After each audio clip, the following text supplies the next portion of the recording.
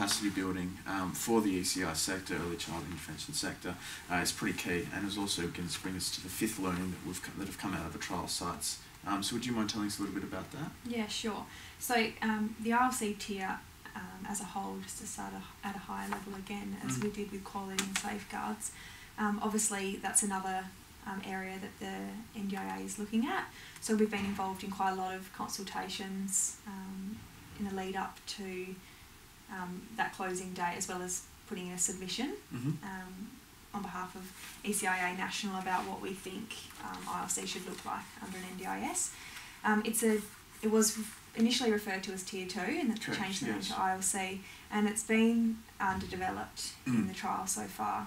And that's had a huge impact on the early years, because the way that children come in and out of early child intervention supports and the interface between mainstream settings is fundamental to service delivery.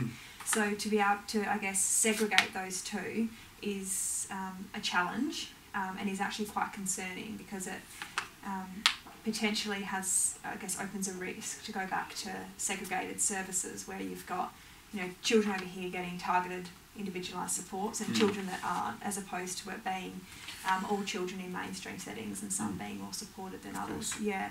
So information linkages and capacity building is fundamental to the work intervention professionals do.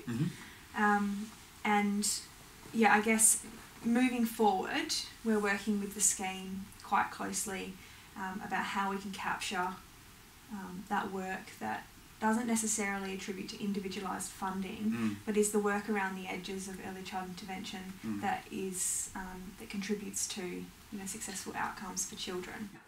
One of those bits around the edges that I'm talking about is soft entry points for families. So some of the examples from some trial sites is, you know, you might have a conversation one week with your paediatrician or with your maternal child health nurse or your childcare worker that you might have some concerns, and the next week you're getting a call from the National Disability Insurance Scheme for your planning meeting. In Victoria, it's sat within, you know, early child intervention has been seen through that learning and development lens. And there is a concern that the shift to it being viewed through a national disability insurance lens could impact on engagement. Now, I know that the scheme itself is, you know, very functional based, looks at strengths, very much has inclusion at its core, but it's the terminology. Yeah, exactly right. As well. That goes back into understanding the language behind it all. Yeah, and all early child intervention providers will tell you across the country that huge amounts of their work is spent on really soft progress with families around their journey. And also in the early years, it may be a developmental delay. The child may improve in terms of, you know, catching up to their typically developing peers, or they may go on to get a diagnosis. It's all really new, and that needs to be softer.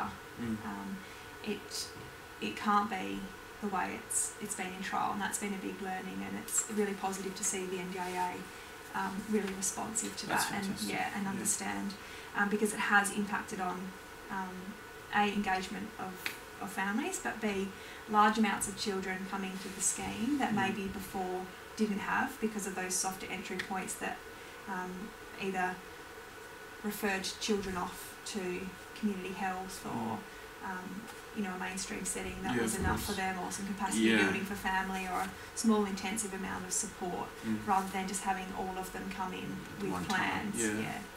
That's really good. Thank you very much, Anna.